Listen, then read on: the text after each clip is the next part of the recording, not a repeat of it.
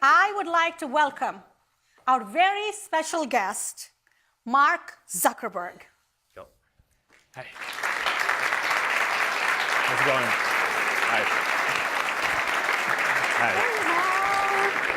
Hi. It's wonderful to see you. Please.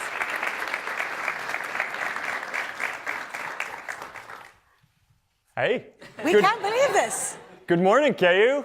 It is an honor to be here with you to conclude this year of travel, and I'm really excited to hear your questions and to talk about everything that I've seen and learned this year. Wonderful, Mark. I cannot tell you how excited we all are. Thank you for taking the time to do this, and we are so grateful you chose the University of Kansas in beautiful Lawrence, Kansas, as your final stop of this year of travel. And I also want to make sure we welcome everyone who's joining us live from all over the world. So, Mark, I want to tell you a little bit. We're here today with several student leaders across campus. We have students here from our consistently #1 ranked School of Public Administration. We have our students from our top 30 public school, business school. And of course, we are very, very proud that today we have here students from our KU ROTC program. We are, especially in advance of Veterans Day, we're very proud that we have all branches of service with our cadets here today. So just wanted to tell you a little bit, and don't worry if I don't mention everyone, but we have students here from journalism and education to engineering and the whole breadth, and they're all eager to see you. So, welcome to the Jayhawk family, and tell me a little bit. Let's start off. I'm sure people are wondering, how did you end up in Kansas? You've traveled to 30 states this year. Most of us do New Year's resolutions. You do your year of challenge. So tell me a little bit. What have you done this year? So every year I try to take on a personal challenge, right? And the reason is I think it's really important to push yourself to learn and improve, both personally and in work. And I think it would be easy, running Facebook, to spend all my time on Facebook. So I try to carve out especially challenging New Year's challenges. So one year I decided to try to learn Mandarin. That is too hard to do in a year. I stuck with it, but I made only a little progress in a year. Last year I tried to run an average of a mile every year. That's pretty achievable. I tried to read a book every couple of weeks, but this year, what I tried to do was, I just feel like so many of us, the tone of the campaigns leading up to 2016 and the election, I think was just really surprising in terms of how divisive it was, no matter which side you were on, and it just led me to want to get out of my bubble in San Francisco and try to understand more of what was going on around the country. One of the things that struck me was that, running Facebook, which is a global company, I'm more likely to end up traveling to a capital city in another country than I am to a lot of places in our country, right? So that just struck me as something that I wanted to get out and have a chance to learn and hear from folks and just be able to see how people were thinking about their work and their lives and think about the future and the opportunities and what they were worried about. Mm-hmm. And this is something that I think is especially important for people in the tech industry to do, right? Because I talked about this up front when I made the post at the very beginning of the year, but globalization and technology have been important trends that have lifted up and made a lot of progress around the world, but I think we're also starting to see that they've also left a lot of people behind. And there's a big gap in the country, and it's getting bigger. And I think that's at the heart of a lot of the most divisive political debates that we have. And just getting a chance to go out and hear people's perspective on what matters to them. My goal was to listen. I feel like I learned a lot this year, and now I hope to take some of those lessons back with me to the work that I do at Facebook and the Chan Zuckerberg Initiative, which is our philanthropy that we do, to see if we can help make some people's lives better. But it's been a very interesting year, and I highly recommend getting a chance to go out of your bubble and hear people's perspectives in other places if you have the opportunity to do so. I think that's wonderful, and you've raised a number of points that I hope we will explore a little bit more. But I have to start with this. You've been all over the country. You've visited so many places. What's your number one takeaway? If you reflect back on the past year and all the places you've been. Yeah, the biggest takeaway by far, and big theme everywhere that I go, is that community, and especially local community, I think are much more important to people than we realize, and that we give it airtime for. When you think about it, we all get support from three main areas in our lives, right? You have your friends and family, which is the core of your support. We have our communities, whether they're religious organizations, volunteer organizations, school, organizations that look after us and take care of us. And then we have the government safety net, right? When the first two don't do what they need to. And one of the things that I found really surprising, right, is that if you look at the national debate that we have, the vast majority of it focuses on what the government should do. And to some degree, some of the debate focuses on what families need to do to pick up and do what the government isn't going to do. But not that much of the debate focuses on communities.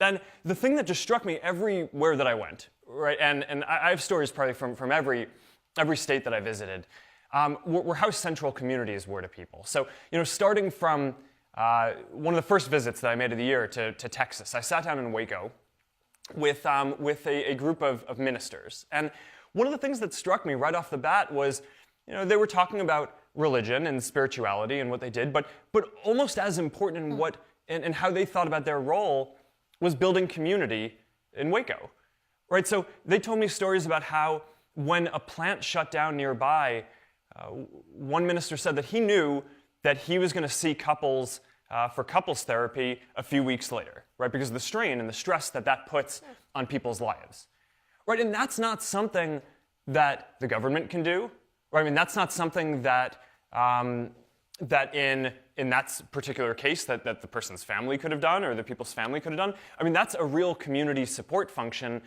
that these ministers were providing. Going to a completely different place, I was on the south side of Chicago in the middle of the year, and I was talking to a handful of students at a school there, and they were telling me that every single one of them knew a friend who was in a gang. And I asked them, well, why are your friends in gangs?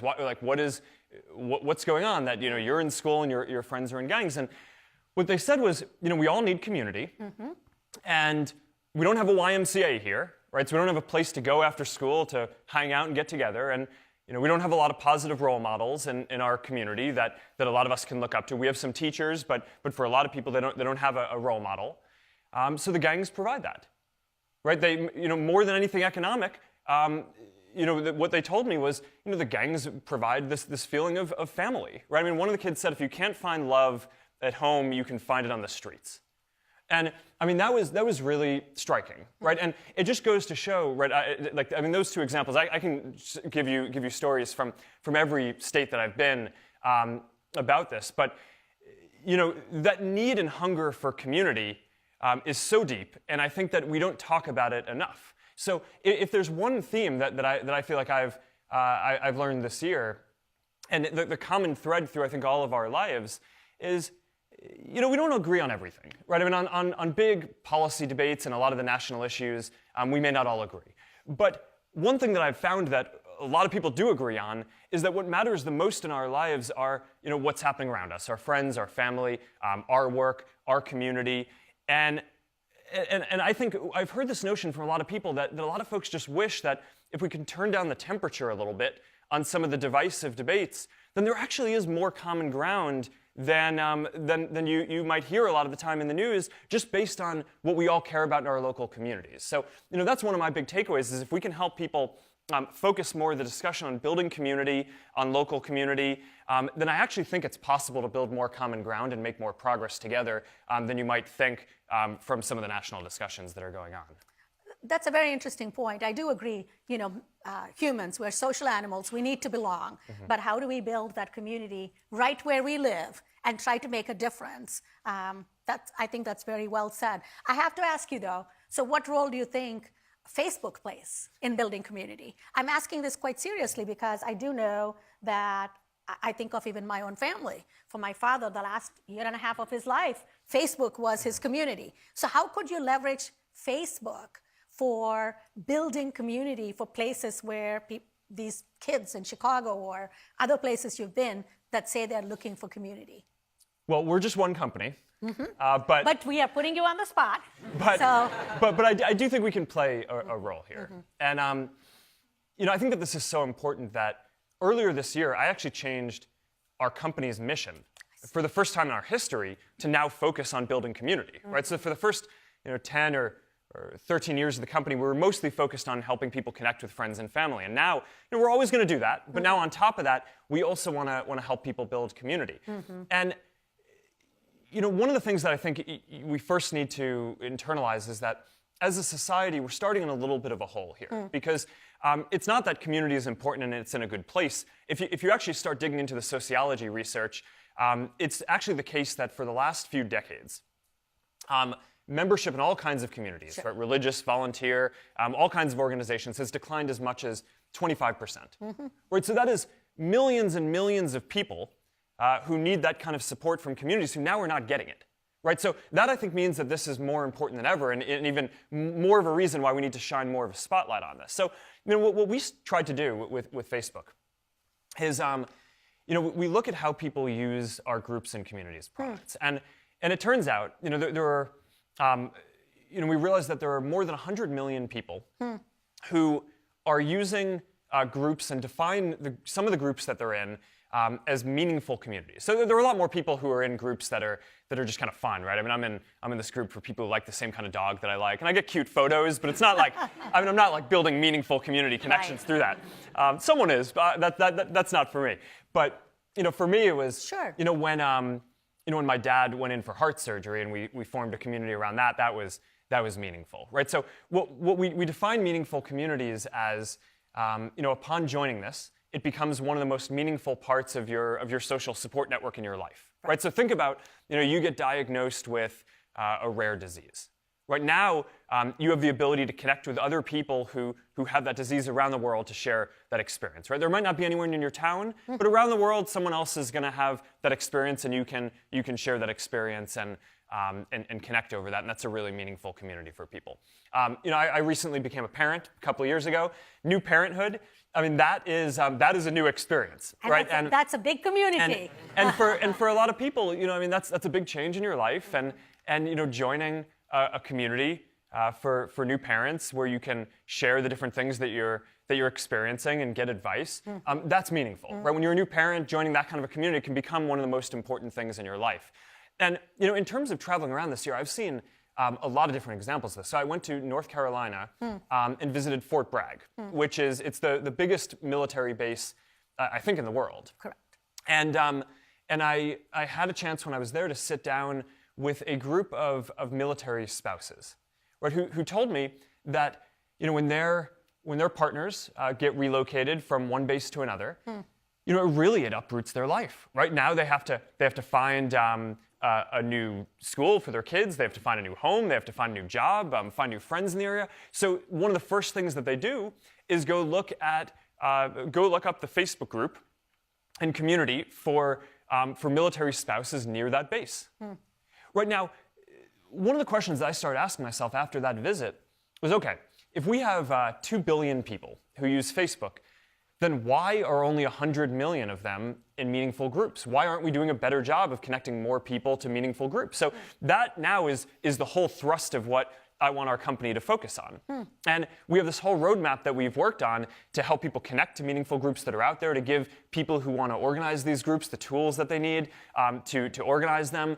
And I think that if we can do that, then we can start to turn around this trend for the past few decades of people joining fewer groups in society, and can start to strengthen and rebuild the social fabric. But this is a bigger issue, I think, than any one company can fully solve. But I do think it's really important. I think we all need to do our part to work on this. I think you're absolutely right. I see that too. Like, this is the whole bowling alone phenomenon of how exactly. people don't have those groups anymore. But I do like what you're talking about, because I notice on college campuses everywhere all these intersectionalities of identities where people find people that, and then use the space to actually physically gather and form community. Yeah. I do have to ask you, we talked about communities at core is not just the value you get and the value you give, but also trust and respect and so on. So let's talk about one of the things you've been asked a lot about recently, and that was Facebook and the role in elections. I am really eager to find out, what are you doing to prevent Russian or, frankly, any outside interference in our free democratic process in the United States? Sure. I mean, this is really important, and this is an area where I think we just have an enormous responsibility. You know, I mean, a lot of people come to Facebook every day to help connect with friends and family, and while they're there, you know, people want to share what's important to them and discuss the most important things that are going on. And it is absolutely our responsibility to protect the security and integrity of that platform so people can have those discussions. So, let me, you know, talk for a little bit about this. Please. You know, I mean, I think it's very clear at this point that the Russians tried to use these tools to sow distrust, you know, leading up to the 2016 election and afterwards. And, you know, what they did is wrong. And it is our responsibility to do everything that we can to prevent them or anyone else from doing this again in the future. So there are a number of things that we're doing. The first thing that I view as our responsibility is to help our government understand exactly what happened, right? Because, you know, Facebook is one piece of a much broader puzzle on how the Russians tried to attack the democratic process here. So what we tried to do, you know, including in the testimony in Congress a couple of weeks ago, I directed our team, you know, we need to be as transparent as possible to help the government understand from our piece of this, you know, what happened on Facebook, so that way they can put together all the pieces. What happened across other companies, other types of hacking that may have happened, information that the intelligence community has that we wouldn't necessarily have access to. They need to understand that whole picture so they can understand, as a government, what the right way to respond and move forward is. But even, you know, without that, you know, I think we invest a huge amount in security. And we already did, and now we're going to do even more now that we understand that there are new kinds of threats that we need to face. So already, by the end of this year, we have about 10,000 people at Facebook who work on safety and security. And I talked about this on our earnings call a couple of weeks ago, that we're going to more than double that in the next year to now have more than 20,000 people working on safety and security, doing, you know, both having people review things and building technology and tools so that way we can more automatically find different things that are going on across the network. And you know, the reason why I talked about this on our earnings call a couple of weeks ago is that, you know, we're investing so much in security that it's actually going to significantly impact the profitability of the company. And I just wanted to be really clear about this up front, because I think it's important that anyone who's going to be involved in the company, whether you're an investor or a partner or an employee, you need to know our priorities, right? So I just wanted to be absolutely clear that our priority is protecting our community is more important to us than maximizing our profitability. And that's just a really important part of how we've always tried to run the company. And I think that is our responsibility here. But this is a new kind of threat, right? I mean, nation states trying to attack online communities to try to subvert elections. And but I am confident that with enough work on this and collaboration with other companies and with the government, that we can make progress and make this much, much harder for anyone to do in the future. I really appreciate your answer. I think that this is on everybody's minds, and I'm glad we were able to talk about it. And what you say also applies to things like globalization and technology. We've talked about the political threat, but earlier you alluded to it. Across the country, a big topic of conversation is what happens, what's the impact of And I'm going to put them both together because they're so intertwined. They are. Not just the political, but the globalization and technology, the impact on jobs, what does it do to local economies? What have you found in this 1 year of reflection and travel? Well, in most places that I've gone, globalization, technology, and trade have been big themes that have come up. And one of the things that really struck me is that when there's a disruption, right? So if you lose a job, that doesn't just impact you and your family in the short term, but it actually shapes how you think about what you want to do over the long term too, right? So let me give you a couple of examples, right? I was in earlier this year in Millinocket, Maine. It's this town that is just completely, it was built around paper mill, right? So there was literally no town there before. Then this paper mill company came. It built housing so it could have workers. It built a school there. People in the community and in the neighboring communities knew that if they grew up, they could get a job at the paper mill if they wanted. So it really was very intertwined with the town. And then, for a number of reasons, including globalization and technology, right? Globalization because a lot of the lumber milling work moved a few hundred miles away over to Canada, and technology because now instead of just using wood, more people want to use synthetic wood products that are stronger and cheaper to build homes and other buildings. So for a number of reasons, there's this disruption to the paper mill industry. And so I was talking to a number of the people there, and they're very enterprising and entrepreneurial, and they of course, if you lose a job, you're going to go and work on getting retrained to go do another job. But one of the things that really struck me was, a number of these folks were really afraid that the new job that they were getting trained for was also just going to get replaced by trade or globalization or technology. And I was listening to this, and I was thinking, hey, you just got retrained in something that's a very important modern job. It doesn't seem to me, from what I know at least, like that's really a risk of being replaced over the long term, or for the foreseeable future at least. Short or medium term. But it really was shaping how people were thinking about it. And so one guy even said, I wasn't even sure that I wanted to go get another job because I was so worried that that my job might just get replaced.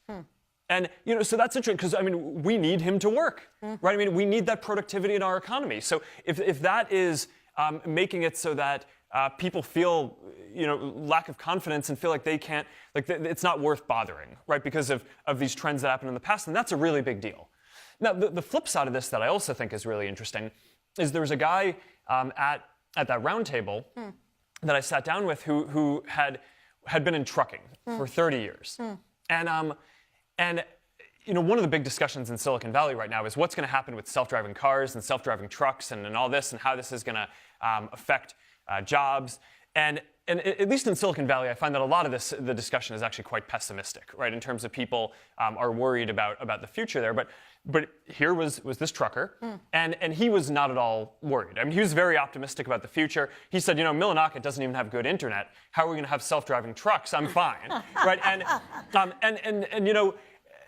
across the country, I've talked to a handful of truckers. In Iowa, I went to this truck stop, and I sat down and asked a number of the folks there, and I'm like, okay, how do you think about what's going to happen with self-driving cars and trucks? And it was basically the same attitude, ranging from skepticism that the technology would ever really work enough to make a difference, to optimism that if it did, it would actually be helpful to them rather than disruptive.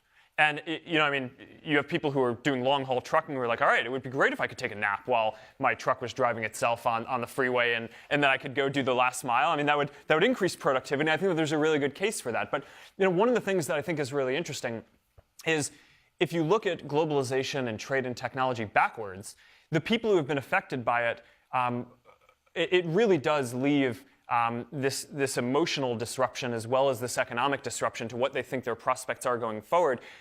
Whereas if you think about things in the future, people are much more optimistic, and I think that that's a case that people probably should be more optimistic about the way that the future can go, and not necessarily quite as worried that just because if something happened in the past, it might happen again in the future.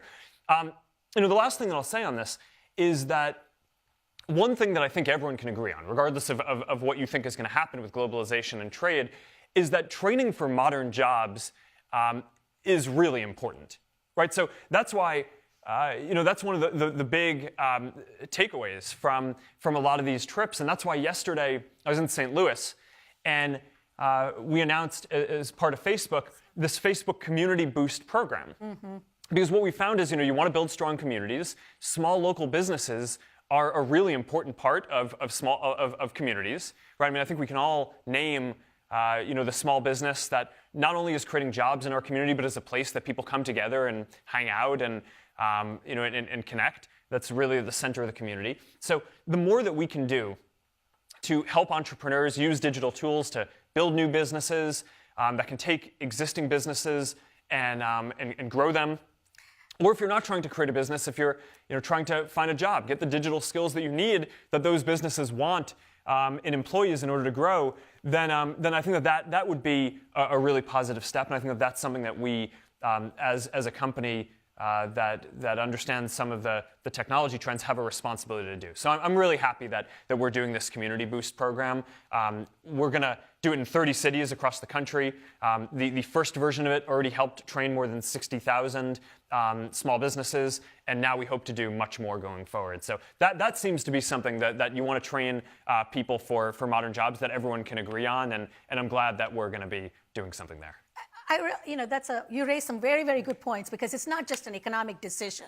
It's a way of life. It's threatening. It's to the community. So we need to shore up the individual and the community to be able to prepare for these changes. I do remember you were talking about some people, though, who were able to use this and say, how will we differentiate ourselves, and turn it into a positive and say, maybe I can't play the price game, but I might compete on quality. Do you know any of those? No, I mean, this is one of the most inspiring things from this year. Is anywhere that you go, there are a lot of challenges, but there are always people making it happen. And I just think that's just a really inspiring thing. So, I mean, one of the stories that really struck me from this year, I was in New Orleans, and I went down to the 9th Ward, which was the neighborhood that was struck the hardest by Hurricane Katrina. And basically, so after the hurricane, a lot of people left the neighborhood, right? Because it was completely flooded, a lot of homes were destroyed.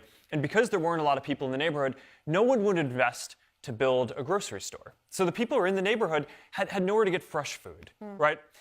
So then there's this guy who I met, Burnell Cotlin, who I think it's worth calling out is a veteran, and it is Veterans Day. So so a thank you to Burnell for his service, and to all of you veterans. So Burnell decided that he was gonna take it on himself to build a grocery store, and the thing is, he didn't know anything about building a grocery store. So, but as a veteran, right? He's like, all right, I've done much harder things. I can do this. He went on the internet and started looking at internet videos on how to run electrical wiring and how to install roofing, and he did it, right? He built a grocery store by hand. It took him a little while, so that way people in his community could have a place to get fresh food. And then he was like, all right, I'm not going to stop there. Now I'm going to build a barber shop so people have a place to come together. And then I'm going to build a laundromat because people need that. And then I'm going to build a playground, and I'm going to build an internet cafe. And this guy is like single-handedly, not just building what's an important small business in the community, but rebuilding a real cornerstone of the community. I mean, so it's really hard not to go meet someone like Burnell and be really inspired. But the thing that I think is even more inspiring is that there are people like that all over, right? In every place that you go. So I mean, the story that we were talking about around trade was I was talking to a handful of fishermen in the South, and they were talking to me about.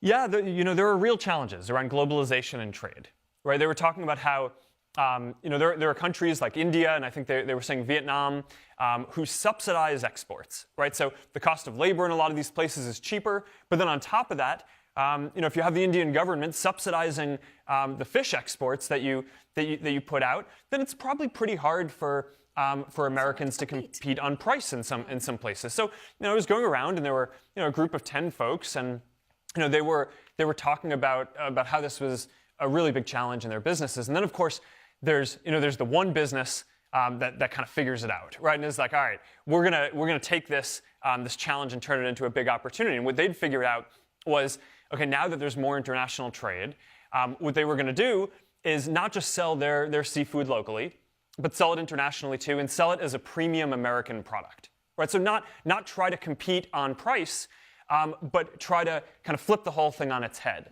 And so that to me is just, that's like the American spirit, right? That's the entrepreneurial spirit. It's like you go around all these places, and yeah, we have challenges, right? Whether they're things that are due to our policies around globalization or trade, or whether they're natural disasters like Katrina. But there are always people who are trying to work through it and who are coming up with innovative solutions. Just yesterday, I was in Centralia, Missouri, right on my last stop before I came out here. And I was talking to these two brothers. There's young guys. It's 25 and 21 years old. And they run one of the largest free-range egg farms in the country. And you talk to them, and it's like, all right, you guys are the future, right? You're 25 and 21 years old. You've been doing this since middle and high school, right? And yeah, and they have to deal with different regulations that come up. At one point, they had to downsize their chicken farm from 25,000 chickens to 7,000 because of some regulations that they needed to manage. But you just get the sense, talking to these folks in their spirit, that they're going to make it happen, right? They're going to figure this out, and it's just inspiring to see. Well, I love all the examples you're giving, but because I do believe small business, without question, so far outpaces big business in terms of number of jobs created, number of people hired, et cetera. Yeah. But it's also the nobility of business. When they do that, they're building community as well. Yeah, the stats. 60% of people who work at small businesses, small and medium businesses. Even though I want all my entrepreneurs listening to go ahead and feel free to build businesses like yours. We're not against big business at all. We started small too. I know. Let's talk about, this has been fascinating, and thank you for your answers. I've been curious. 30 stops, and of course, you have to end up in Kansas to cap it off, which we're grateful for. Is there something that has truly surprised you that you didn't expect to see? What would you say? And maybe even something that maybe disappointed you to see? The biggest surprise by far has been the extent of the opioid issues. And it is really saddening to see. I think people are pretty widely familiar with some of the stats at this point. In 2016, 64,000 people died of drug overdoses. And that's more people than died from AIDS at the peak of the AIDS epidemic. That is more people more Americans than died in the whole Vietnam War. It is more people than die of car accidents and gun violence, I think, combined. And it's growing quickly. So, from 2015 to 2016, I think the number of drug overdose deaths went up by almost 20%. But, you sit down with some of these folks, and you just get a sense of how intense both the forces at play are and the impacts on the community. I sat down with a group of recovering heroin addicts in Dayton, Ohio, and I was just asking them to explain it to me. And they're like, well, look, when you're a heroin addict, you're not trying to overdose and die. One woman told me, she said, you're trying to, I at least was trying to shoot up enough to get as close as I could without dying. Just like, oh my God. One man told me, sorry, this stuff is just really upsetting to talk about. One man told me that he was with his friend who was shooting up and started to overdose, and all that he could think about was, I wonder who that guy's dealer is, because that must be really good stuff. Oh. And so this is like, so that's just intense, right? This is really. But then you get the sense of how it impacts, not just on a health basis, but everyone around them in the community, right? So I talked to, police officers, right, in Dayton, and they said one day they had 29 overdose calls that they had to go respond to. And one of the thoughts that was going through her mind was, it's important to respond to these. This is critical, but this is also straining our resources, and I wonder what other things that we're not getting to because we have this issue as well to deal with. I think going across the country this year, one of the things that struck me that I don't think we all fully internalize is how this epidemic has affected people's attitudes more broadly on policy issues. Not just, even if it were only a public health crisis, it would be one of the worst public health crises we've ever faced. But there's a lot of data, if you look at political science research, that suggests that one of the biggest correlations with people who voted Democrat and then voted Republican were the counties that had the highest density of opioid-related deaths. One story that just really struck me, that blew me away, I was in Alabama, and I was talking to this guy on his shrimping boat. And I asked him, what issues are you worried about for the country? And he said, terrorism. And it just struck me. I'm like, all right, you're in somewhat rural Alabama. Are you worried for your safety here that someone is going to blow up a bomb? He's like, no, that's not it. He's like, the issue is that there are all these drugs in our community. And I can't hire people because I don't want people on my shrimping boat who are going to be on drugs. I'm fearful for my daughter and her and all the crime that's going on in our city and in our town. And I know that a lot of these drugs are coming in from other places in other countries. And I just think that harm that other places are doing is a big issue for the country. And so that was like, all right, that's a bunch of issues tied up together, right? That I think people don't think about, right? So, and I think it's easy for a lot of folks who just think about a given policy issue to segment these things, right? And say, okay, here's a public health crisis. Here are a set of immigration issues. Here are a set of public safety issues and jobs, and how do you find people who can do the work? But I think that what you find across the country is that for a lot of people, the attitudes towards a lot of these things are very connected. And I actually think that the opioid issues, I think being so pervasive, have likely had more of an effect on some people's attitudes towards public issues than I think we fully realize. Now, I do think that people, the opioid crisis is starting to get more attention. From my perspective and what I saw this year, it's still getting nowhere near the attention that it needs. But the good news, if you can call it that, is that you can look at other countries that have had serious heroin and opioid issues, like France, for example, in the early 2000s, and there is a roadmap for how you deal with this. So it's not going to be overnight, right? I think the issue will likely get worse before it gets better. But if we do the right things as a country, and more often than not, this is actually at a state level, there is a roadmap for how you can improve and do better at this and push this stuff forward. And there's no question. I guess as all of you in the tech field say, a friend of mine calls it a wicked problem, but also some of them are solved problems. So we need to figure out, and as you say, it's a multi-pronged issue. It's very, very complex. And so a simple one-size-fits-all won't work. And that's interesting, too. It maybe probably comes back to each community and what you do. Yeah. One of the things I was reading about, and I wonder if you have reflections on it, too, where you are, the geography of where you're located, how it might impact you in terms of community. Someone trying to, get over a drug habit. Yeah. You were talking, I know that... No, so opportunity is certainly not equally distributed right now. I do believe that. And so one of the big questions is why, right? And one of the things that that I found really striking this year is that it's often the relationships and social capital that you have that make a bigger difference than what you know.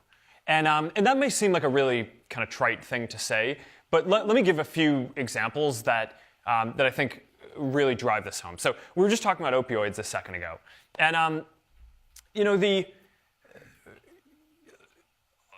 a lot of people who are addicted to opioids, they don't necessarily want to be addicted to opioids. They know that it's bad. They know the things that technically they're supposed to do to get off of it. But if you go to treatment, the first thing you'll do is detox. After that, the next thing that you need to do, that is the next most important step, is to sever all ties with anyone who is still using drugs. Right? So if your best friend is still shooting up, then you have a very high chance of ending up back on drugs and risking your life. Right? Now this gets really tough because what if it's not a friend, but it's your spouse? Right? I mean, it's like that actually is a life or death decision. Right? That you have to, I mean, that relationship and that connection ends up being more important than all of the pamphlets or information that you can be told, right? If you can know all that stuff in your mind, but if in your heart and the connections that you have, you're around people who are doing these things, your chance of ending up back using heroin, potentially risking your life, really high. Mm-hmm. Okay. Another example that I just found really heartbreaking. I was in South Bend in Indiana. And I went to a juvenile detention center. And some of the kids who are in juvenile detention center are there for things that would be really serious crimes, even if they were adults, right? So they stole something big or they hurt someone. But a lot of the kids who are there because they misbehaved in school. And some of the kids who misbehaved in school get sent to juvenile detention, some don't. And there have been a bunch of studies over time on what the impact is of being there. And what actually is really clear is that if you go to juvenile detention center, you are more likely to end up in prison later in life than if you don't. Right? So I'm not talking about the people who committed things that are pretty clearly crimes. I'm talking about the cases that are more like you misbehaved in school. Right? So you can look at the kids who misbehaved and didn't go to juvenile detention versus the kids who misbehaved and were sent, and the outcomes are much worse. So why is that? I think a pretty good theory is that we're basically building the wrong social network for those kids, right? Where instead of having positive role models around them, we're showing them people who are otherwise doing things that are actually really bad. And that decreases your prospects for having opportunity going forward. Now, some of this stuff is also just about it gets down to the values in communities. And you were asking about different geographies. I mean, one of the things that I think is really interesting, I don't know how familiar you are with Raj Chetty's work on opportunity and mobility. And one of the things that he found is that from different counties, people are more likely to go leave and seek opportunity than in other places. And that ends up being a big determinant of if you're born in that county, do you end up having a good chance of having a more economically successful life than your parents. And so I mean, and you do see these anecdotes. I mean, I was in Iowa, and a small town in Wilton, Iowa, and I went to this candy kitchen, it's called, and I got a milkshake, and I was talking to the girl who was making the milkshake, and I was like, all right, what do you want to be when you grow up? And she's like, I want to move to Atlanta and be a dental hygienist. And it's like, all right, good for you, right? And if you look at the data, Iowa actually scores really high, right, in terms of having communities that have the values where people are encouraged to go seek opportunity in different places. And that does end up, I think, being, and part of this is not just values, it's also do you have the economic opportunity to go do it. So I mean, that of course is really important, but I think a key thing is that if there aren't as many jobs in rural areas as there used to be, then one of the big questions are, do you have the freedom and desire, if you have the freedom, to be able to go seek opportunity in different places? And that definitely does seem to be different in different places around the country. So there's a lot of stuff that I think we can do on this. I am so glad that you're paying attention to this, especially as Facebook and in your philanthropic efforts, because the key to what you've said, it comes back to community.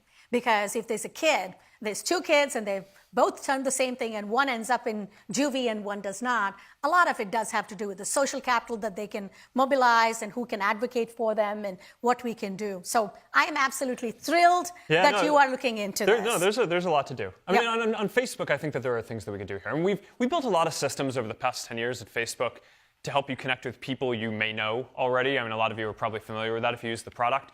But one of the questions I asked our team is, can we help people connect with maybe like people you should know, right? A mentor or a teacher. I mean, there's a lot of data that suggests that if you